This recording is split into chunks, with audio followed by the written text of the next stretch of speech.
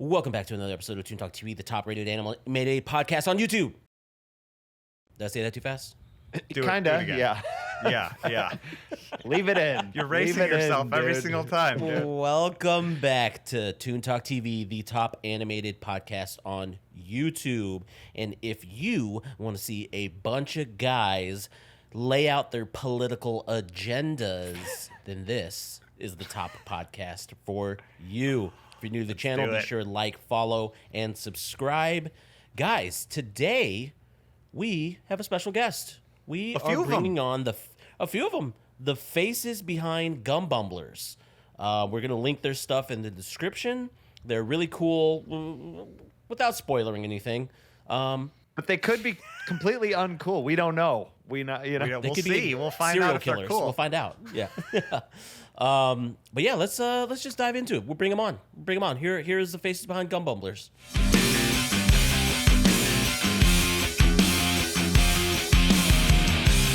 All right, we have the faces of Gum Bumblers here. We got Austin, Colin, and Ben. Guys, how are you doing today? Pretty good. Thanks for having us. You guys are fellow creators, writers, animators, voice actors. We love everything about that. Why don't you guys? We'll start off with the easy one here. Why don't you guys tell us about Gum Bumblers? Yeah. So Gum Bumblers is basically we started off in high school. Me, Ben, and some other friends. We got together and we participated in a program called BPA, Business Professionals of America. And that's where we competed in making a computer animation about some given topic, and then we would have to present it. So in our junior year, we got 7th in the nation, and in our senior year, we got 6th of the nation. But then we were graduating high school with all this knowledge and experience in Blender, so we're just like, well, what are we going to do? So we're kind of sitting on it. We're thinking we're going to keep making animations, maybe make a Patreon. And then I go to the drive-in movie theater, and I see this awful ad for, like, a short fest. But it's also, like... Oh, yeah. It's like the animation gods are crying down to me, like, go do this thing! So I looked it up. I reached out to Lee. And actually, I applied. Like, I put in our animation, and we didn't hear until like a few weeks before, and I was just like, man, I'm gonna call him and check the status. So I call Lee, and he just starts going like in the phone. And after clearing up that he thought I was a scam caller, I was like, no, dude, we sent an animation. I just want to pitch it to you, right? So I give him the pitch, Darth Vader in custody court, basically, what it sounds like, the Maury Show, but Star Wars. He laughs at it, and he's like, okay, we'll put you in last minute. So we get in, we go to Short Fest. It's a great thing, and since then, we're just like, okay, we're going to keep working on this. But, of course, with a new name, Gum Bumblers. Nice. So you guys all met at BPA. Is that correct? Most of us. So Ben and I met in high school through BPA. Okay. Yeah. But Colin, I met in college. Okay. So you were saying that you guys were working in Blender. Was that something that you guys learned through school, or is that something that you guys kind of decided to take on yourselves? All right, so Blender, we did not have a class for it in high school, which made getting 7th and 6th in the nation so much sweeter because we beat people who actually took classes in it. But did not have any classes. We started just like, okay, this is the free software, and we have no money. So we kind of were forced into it, and we were just kind of, every time we like went to work on something for the animation, it was just another Blender tutorial, like every day. Hey, I love it. That's kind of what you got to do. Yeah, so I'm a big... I only use pretty much Animate for... Adobe Animate for most of our 2D stuff, but I tried Blender, and I was working in it within, like... I feel like it was like a month long, and I made one of those donuts. Have you guys ever seen the donut tutorial? A classic. Dude, it was a good looking donut, man. It looked good, but that was For all that time you spent on it, it better Dude, been that was a 1 nice month donut, of, man. like 8-hour days, 1 month, and I'm like, I was like, I was trying to learn a bunch of shit, and I did learn a bunch of shit, but it was fucking hard, man. And to make It is rough. animations in that, I have a question for you guys.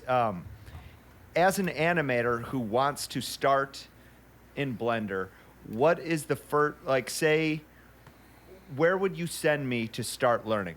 What would be the process? Where would I start? So I feel like there's always like that stereotypical like beginner tutorial that everyone does. Like you did the donut, right? It's like the Blender has a donut. Unity had like the rolling ball game for a while, but now they have micro games. Honestly, I feel like the donut's pretty big. One problem that a lot of people encounter when starting off making anything, and also this was a problem we encountered while working on Microman, was if you take on a really big project really soon, then you're gonna lose that motivation. So instead, having more bite-sized things, right? Like today, I'm gonna just try making this one thing. I'm gonna do this really easy beginner tutorial and practice that. Colin is a great advocate for that, so I'll let him kind of continue the spiel. Yeah, I'm mostly self-taught, except for in Blender. Actually, we had a 3D modeling class, but funnily enough, a lot of that was YouTube tutorials. Really? Nice. Interesting. Austin's completely right about that. It's lots of little bite-sized tutorials. I started with the Blender donut, which honestly, and I had to get, like, my current PC, I had to get that just so I could do Blender. And it was in the middle of COVID, which was right when the crypto boom was happening and people were buying up PC parts like crazy, and Right. it was super expensive. But yeah, getting decent equipment, starting with bite-sized tutorials. I've been doing things in Unreal Engine. I've been like trying to make a game. I tried to do it for my capstone project, but It sounds like all three of you guys are like super plugged in to learning new techniques and learning different types of animation styles. What would you say is a skill that you've learned that's very valuable that you could take with you, 2D, 3D, whatever you go first? Like, Austin, you go first, and then we'll go down the line. Like, what's one skill that you would say benefits what you do? I guess the ability to see multiple tools and how to put them together. I think the most rewarding feeling that I've ever felt using any software has been once you understand a tool or a software enough to where you like can think, I want to make this thing. There's not a tutorial out there to do it. I've never seen it ever done before, but I know how to do it because Gotcha. I know my tool so well.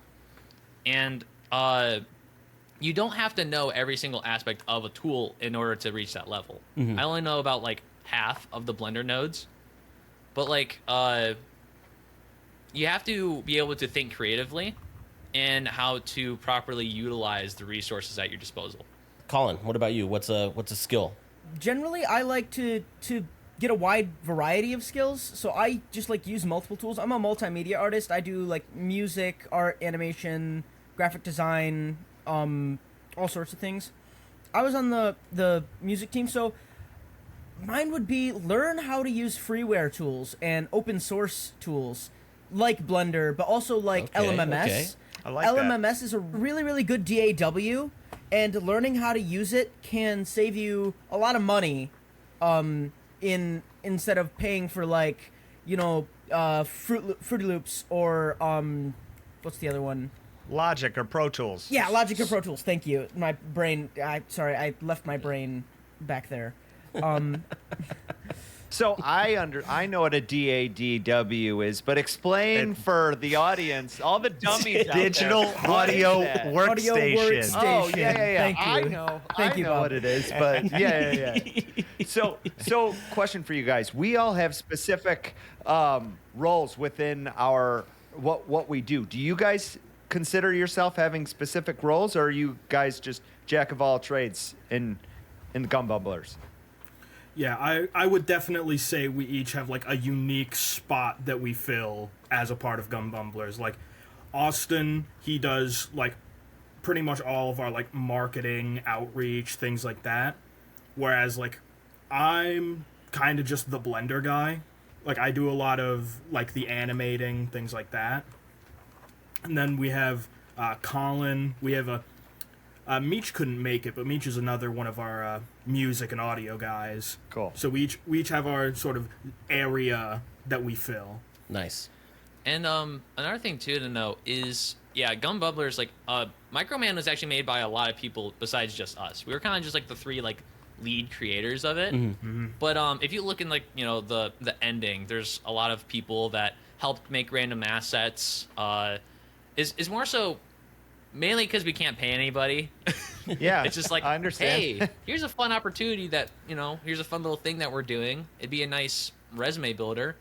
If you want to make stuff with us, go for it. So tell us more about Microman, specifically with the project. How was the conception of Microman started, and how did you get the group together to put this together? Because honestly, a project like that looks like it takes quite a bit of time. So tell us about that process from start to end. So originally Ben came up with the concept of Microman. So I don't even know where that came from, Ben. I don't even remember. I'm gonna be real. It was like a Metal Gear Solid reference. Yeah, it wasn't started because I just really wanted to recreate the shot from the beginning of Metal Gear Rising: Revengeance, where Raiden catches the like Metal Gear and then like suplexes it. I was just like, yeah, I really want to recreate that.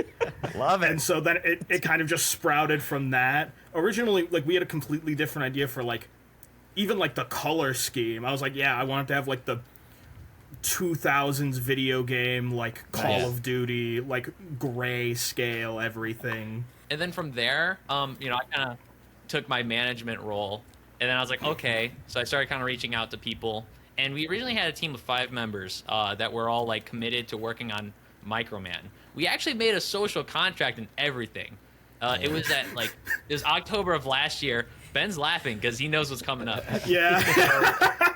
We like lay out like this is how we're gonna make an animation, right? We gotta make the 3D models. Then we gotta rig the 3D models. We gotta animate them.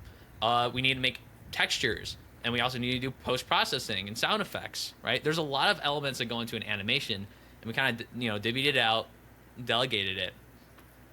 We were also all freshmen in college. Yeah.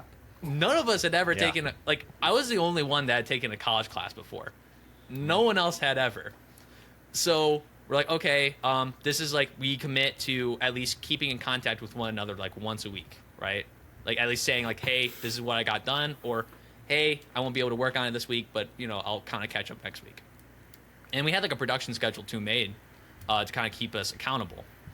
And then first week goes by and like everyone's still getting to college. I'm like texting people, no one's responding, radio silence. Second week goes by, I get like a response from like Ben and like Jonah, like the original members of the computer animation team. Other 2, radio silent. The third guy, I go to college with him, so I ran into him in person, and I was just like, hey dude, you good? And he's like, oh yeah, I forgot. And then the third person, or the 5th member, I guess count all of us, she just completely radio silent. She's like in Detroit, no way to contact her. We thought she might have died. So clearly, people weren't able to commit as much as we thought. Yeah. And Ben and I quickly realized this is going to be a lot more than we had asked for. Sure. So then I started reaching out to get other people to help, right? Because I'm like, hey, here's this fun thing. It's kind of a big project, but it's also a great experience. And we're not asking for like a solid commitment, but if you can make 1 or 2 things, anything will help. So I had asked, there's like this weird thing where every time I ask someone to like make a texture for me, they just disappear. They ghost me. College students are bad at communicating, especially freshmen. College. One thing on the mind. So I'd asked this one girl, right? And she actually went onto our streams. She was participating in our community and everything. She was really excited to do it. She actually made fan art and reference art for Microman, right? Or not even reference art, but just a funny little drawing. I was like, this is perfect. You should make stuff for us. And she's like, okay. Gone. What? One. Even after- I texted her, I was like, "Are you alive?" And nothing. Oh, It's like no. my dating profile. Yeah, that is your dating Exactly. profile, Mac. That is your. But then Colin, I knew him for a while. I knew that he used Blender, and I understood that he was busy. So like I'd asked him, and Colin, you can describe that end. So initially, I was like, oh, I might not want to, commit wholly to it. I might not. I've only made a couple of things. I might not necessarily be part of the Gum Bumblers team, right? And then for some reason, my brain did a full switch, and I was like, create things. And so I started I worked. So for the music, the direction of the project just kept getting goofier and goofier and goofier, and then we were like, Microman is a slap bass kind of guy, Love it.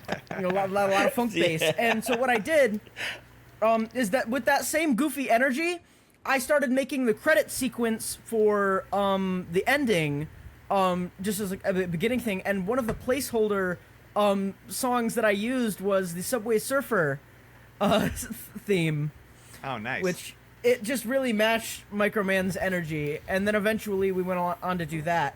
Yeah, they just kind of pulled me onto the team, and initially I was like, wait, I haven't really made that much, because I had already made a couple of things, like I think a desk model. I helped fix some topology on one of the boss guy models that we ended up scrapping, but it was still good. And then I also, after that, I just started making occasional things, and then up into the ending weeks, I was just grinding and making things. It was just full passion project for me. It was just really fun, and I just kept doing it. Yeah, from from Ben and my perspective, right? We are so we had to pick up everybody's responsibilities, right? So now it's like we were only gonna make the 3D models and animate and do post production. We were gonna have other people make music. We're gonna have other people make textures, all this stuff for us, right? And then now we're picking up all this extra work. We're having these creative work sessions, and we're getting burnt out because of this, right? And then because it's way more than we had committed to. And then for all these work sessions, Colin just kept showing up and making stuff for us. When everyone else is leaving, Colin just keeps coming up, and he's like, "Oh, I don't want to be part of the group, guys." It's too late, Here's all Colin. this You're in. stuff. It's Yeah. you're Too in. late. You're in. And then at the end, it was just like, Colin, dude, if you don't want to be part of the group, that's cool, but you literally made this animation. Yeah, it's like, oh, I don't want to be a part of the group. Here, let me do All of it? 70% of the work. We need a Colin, dude. We need a Colin. We do need a Colin.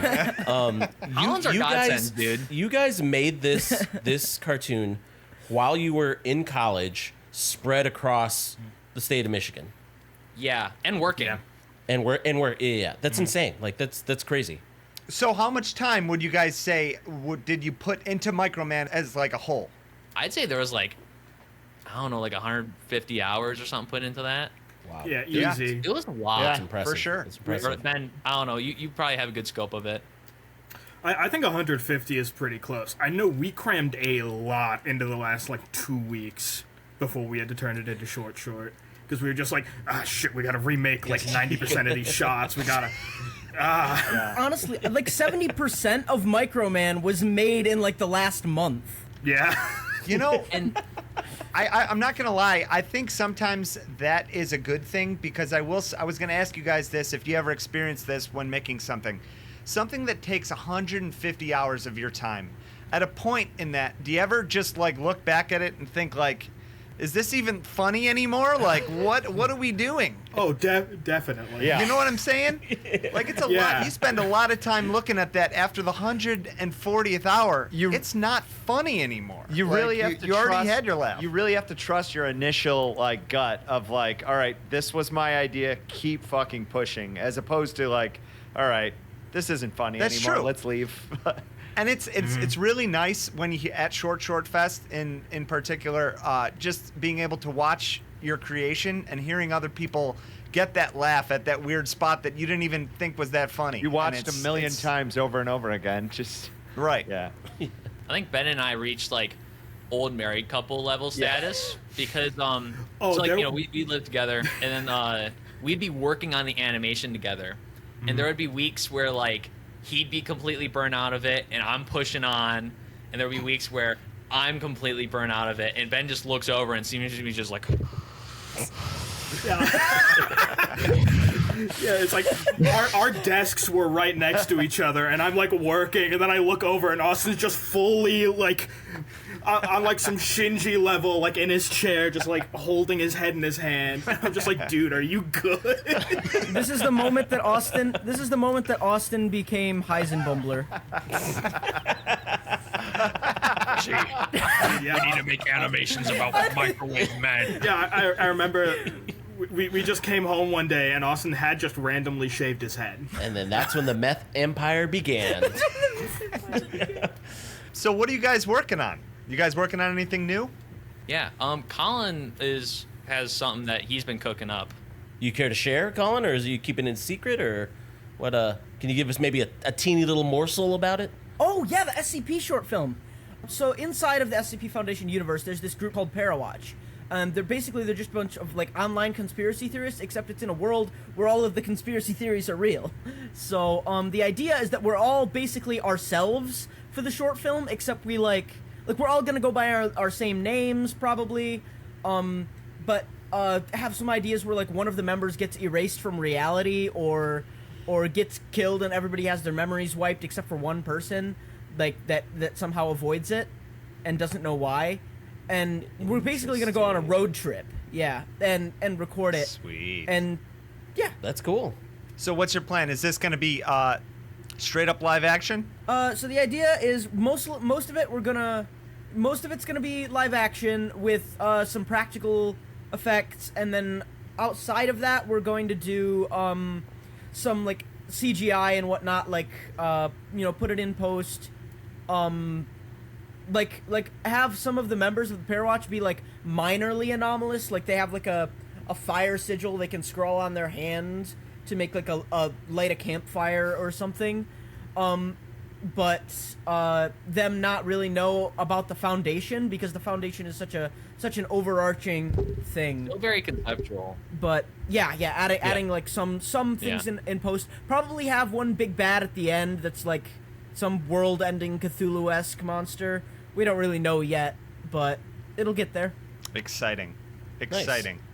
Yeah. So overall, like kind of vibe to expect from it would be kind of like a Blair Witch Project, like found footage-esque. Cool. That's cool. So when to expect that? Next year? Dude, no, next month. month. Next week? They got this. Tomorrow? Yeah. They got this. Yeah, we're Tomorrow. speedrunning this one. Yeah, all right. Tomorrow. Can't wait. Probably, I mean, roughly a year or 2 years, maybe. Well, I don't know. I was saying something different. Oh. So that's why we had the meeting. So now, Temper your expectations. yeah. So actually, one thing was going back on the reason like Microman was really hard for us because it took very long to make. So we're more so trying to make a few make more small things. Mm-hmm. So we're gonna try cramming it in like a semester in between breaks, like doing our filming and all that, and then when we're at college, part time doing editing. Nice. So, yeah, and like the special effects for it. So. Good shit, guys. Good And shit. then if it does take longer than a semester, then it's kind of like that rule where it's like if you like rush yourself to get some sort of habit done, right? Like people be like, "Oh, I'm gonna be fit this year," right? And they go to the gym maybe for like 2 weeks. They wouldn't have gone to the gym for 2 weeks if they hadn't had that high expectation. Yeah. Yeah. That's me saying that I'm only going to drink wine in a month. Next thing you know, Tonight he'll have a crushing beer in beers. his hand. Yeah, yeah. Well, Fred, Bob, we got any extra questions to ask these guys? I mean, No. you guys have touched on a bunch of stuff. We will definitely link your stuff in the description, so guys watching, go check out Microman and kind of dig through the portfolio. These guys are great.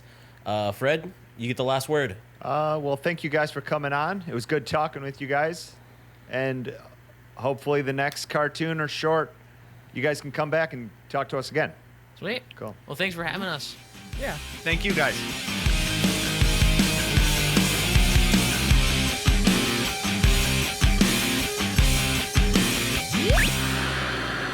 We are the television.